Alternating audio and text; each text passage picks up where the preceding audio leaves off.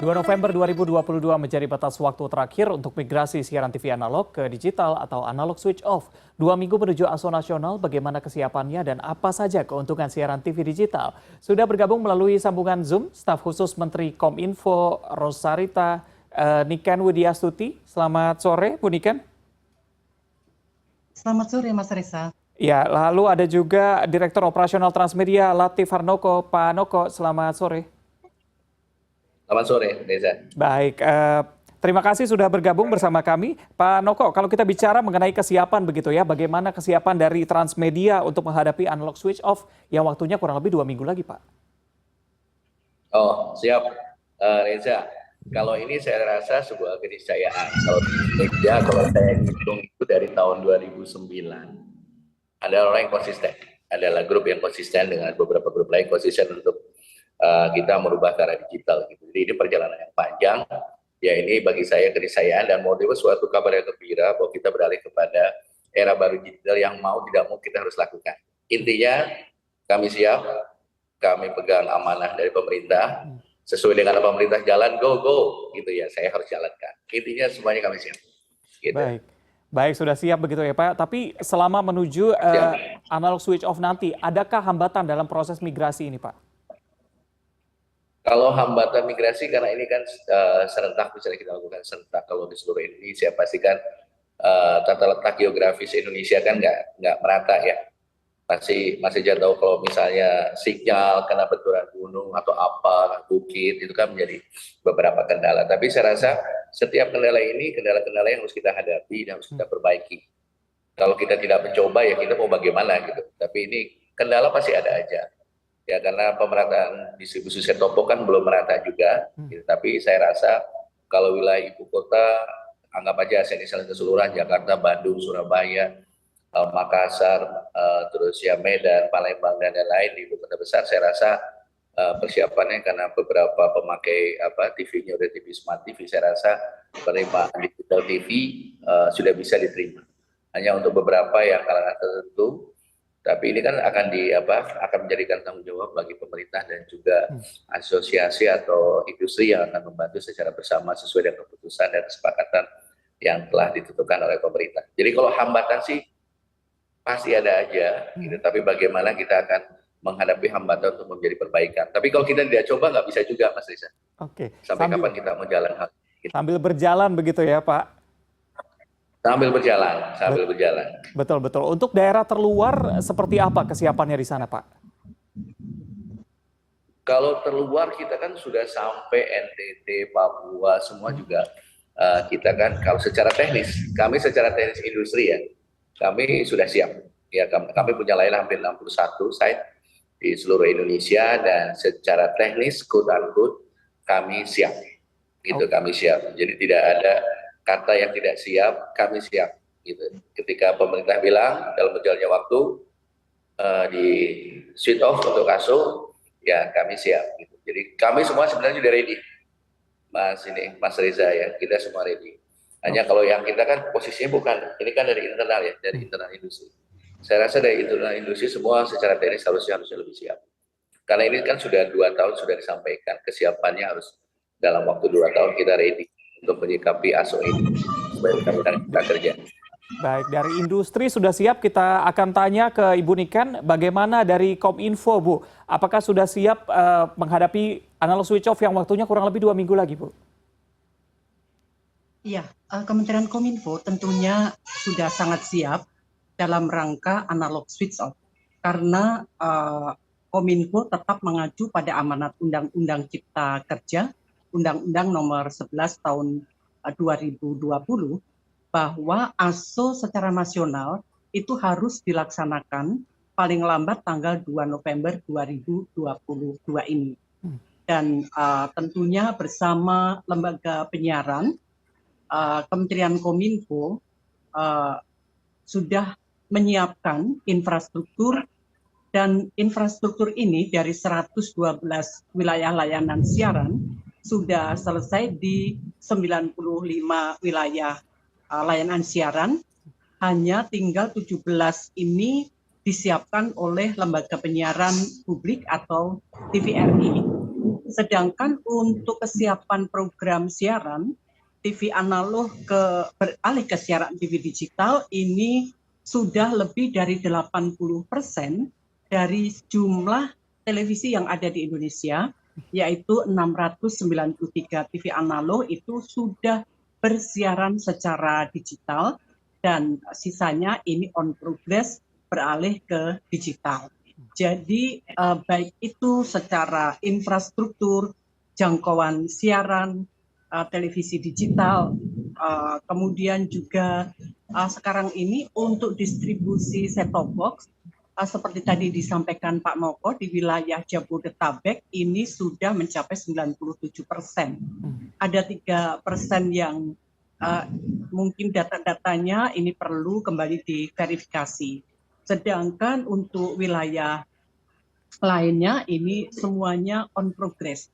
Jadi set-top box diberikan bantuan kepada rumah tangga miskin ekstrim ini berasal dari lembaga penyiaran penyelenggara MUK maupun dari pemerintah, dari Kominfo. Demikian, Mas Reza. Oke, Bu Niken, mungkin masyarakat juga bertanya-tanya sebenarnya apa saja keuntungan yang didapatkan oleh masyarakat dalam proses migrasi dari siaran televisi analog menuju digital? Ya, yang pertama masyarakat akan mendapatkan kualitas siaran yang sangat bagus ya. Baik gambarnya itu lebih jernih, suaranya lebih bersih, dan juga lebih canggih. Namun lebih dari itu, dengan adanya penghentian siaran TV analog, ini akan dilakukan penataan ulang frekuensi atau refarming. Nah, dengan adanya refarming ini, yang selama ini satu lembaga penyiaran itu membutuhkan satu frekuensi, nantinya satu frekuensi bisa digunakan antara 6 sampai 12 televisi. Sehingga frekuensi memang tidak kelihatan ya, tetapi frekuensi ini yang semula digunakan banyak sekali untuk broadcasting, setelah ditata ulang ke TV digital, ada sisa frekuensi yang digunakan untuk perluasan akses internet dan juga untuk meningkatkan internet kecepatan tinggi 5G.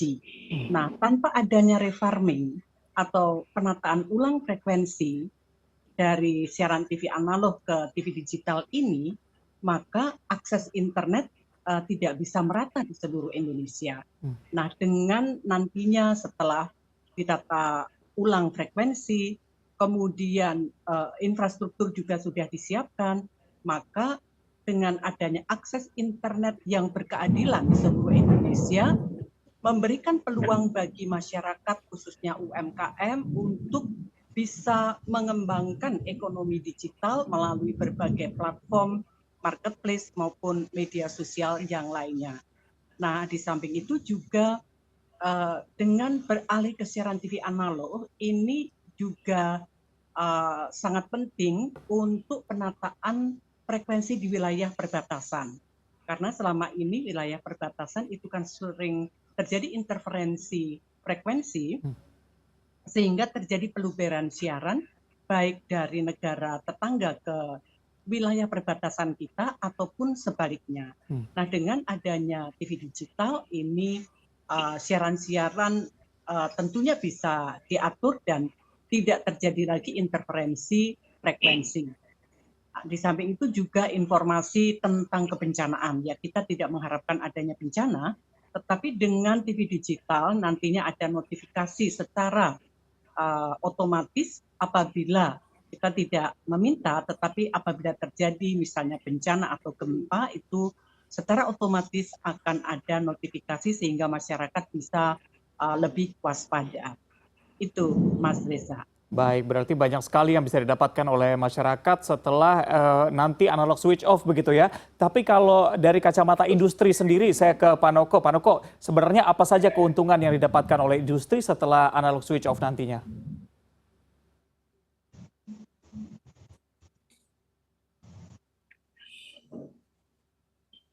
Pak Noko. Jadi Ya, ya, saya agak apa putus-putus Reza tadi. apa Ya, saja, ya baik. tadi kalau dari segi masyarakat mendapatkan keuntungan banyak sekali ketika analog switch off sudah dilakukan dan sudah migrasi ke televisi digital. Tapi kalau dari kacamata industri nih, apa saja keuntungan yang didapatkan oleh industri setelah analog switch off nantinya, Pak? Oke, kalau dari industri memang tidak jauh. Kalau saya lihat di catatan saya itu pasti kualitas audio video beda ya kan. Video lebih HDTV, terusnya ada audio Dolby karena kebetulan kami tahun 2017 sudah pindah ke HD dan audio Dolby-nya kita sudah mainkan. Jadi kita sudah bermain ke sana sejak tahun 2017, jadi di 5 tahun sebelumnya untuk mensupport acara peralihan ke digital ini. Di sisi yang lain memang fiturnya bagus sekali ya, karena pasti ada parental lock gitu loh dalam CRTV. Mungkin orang tua untuk mengunci program-program dewasa untuk tidak ditonton oleh anak-anak. Terus yang lainnya tadi sama menurut Ibu adalah lahirnya peluang TV-TV baru. Mungkin kalau di negara lain itu peluang TV yang tadinya cuma ada 10-15 bisa terbuka makin lebar karena satu MUX bisa ditempati oleh 12 gitu. Terus yang lain electronic program guide itu sudah ada, APG sudah masuk dalam digital box kita. Terus tadi Ibu nyampaikan early warning system untuk bencana itu akan ini. Jadi mungkin kedepannya bisa interactive TV. Dan saya setuju dengan Ibu Niken bahwa dengan kelebihan frekuensi yang ada akan diberikan untuk perluasan area khususnya untuk mensupport 5G. Jadi kedepannya mungkin tidak menutup kemungkinan dan sudah terjadi di negara-negara Eropa di mana proses nonton TV itu tidak perlu melalui TV tapi melalui sel handphone tapi tidak menggunakan bandwidth. Jadi diharapkan handphone kita ini jadi sebagai transmisi sendiri yang bisa menerima menerima sinyal transmisi untuk terima digital ini. Jadi saya rasa itu langkah-langkah yang luar biasa dengan peralihan digital ini.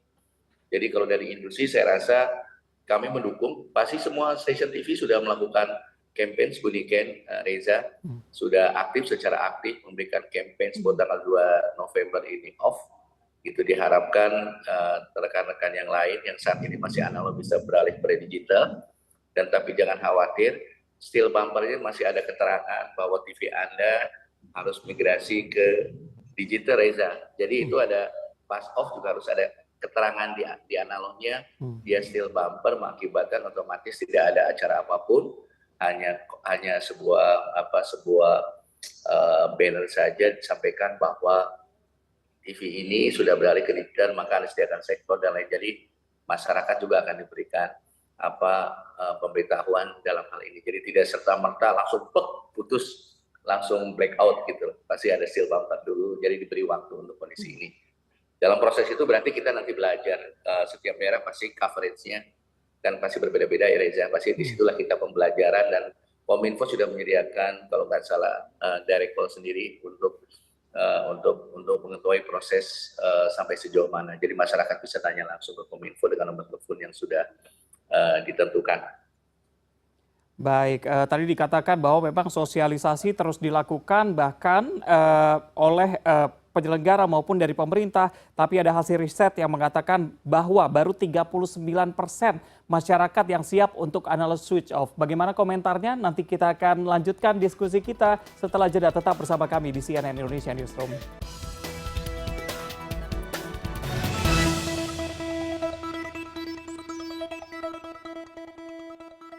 Ya, kami akan melanjutkan dialog kami mengenai analog switch off. Saya ke Bu Niken terlebih dahulu. Bu Niken, tadi Pak Noko sudah mengatakan bahwa sosialisasi memang terus dilakukan baik dari pemerintah maupun dari industri begitu ya mengenai perpindahan ataupun analog switch off ini. Namun saya mengutip dari hasil survei AC Nielsen hingga akhir September 2022 hanya 39% warga di 11 kota yang siap dengan analog switch off. Komentar Anda seperti apa, Bu?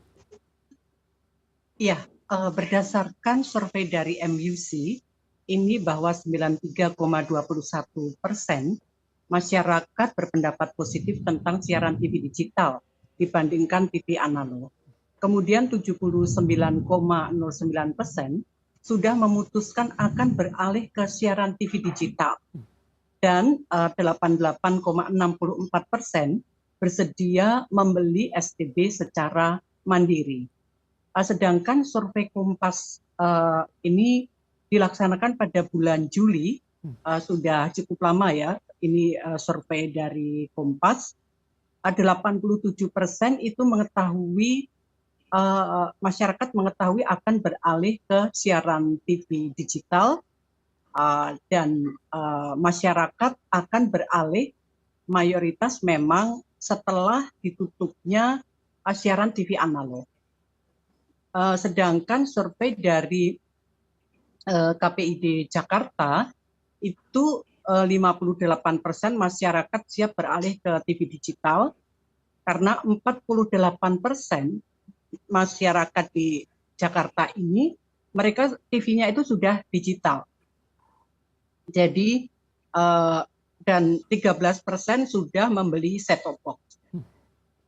Jadi dari beberapa survei, memang survei tidak hanya satu ya, tapi dari berbagai survei ini masyarakat sudah mengetahui akan adanya penghentian siaran TV analog. Kemudian masyarakat juga siap untuk membeli set-top box, walaupun ada sebagian yang sudah membeli, tetapi sebagian lagi akan membeli setelah dimatikannya siaran TV analog. Sedangkan ekosistem perangkat TV digital, untuk set-top box itu sendiri ada 45 merek set-top box. Jadi masyarakat silahkan membeli set-top box, namun yang bersertifikat Kominfo. Dan untuk masyarakat, TV digital itu bukan TV internet, jadi tidak menggunakan kuota data. Juga bukan TV berbayar. Jadi TV digital adalah TV biasa yang menggunakan antena UHF biasa, bukan TV berlangganan ataupun bukan TV yang harus menggunakan kuota data. Menyinggung mengenai Nielsen, jadi Nielsen ini dan Asosiasi Iklan P3I dan Apina mendukung pelaksanaan migrasi ke TV digital sesuai dengan amanat Undang-Undang Cipta Kerja dan mendorong semua TV melaksanakan sosialisasi secara masif, antara lain dengan menayangkan countdown ASO, menayangkan killer konten, kemudian juga sosialisasi melalui running text, dialog-dialog interaktif seperti sekarang ini, karena kebutuhan sosialisasi tentunya adalah kebutuhan dari lembaga penyiaran sendiri untuk bisa masyarakat atau audiens TV tersebut terus akan nonton TV walaupun beralih ke TV digital.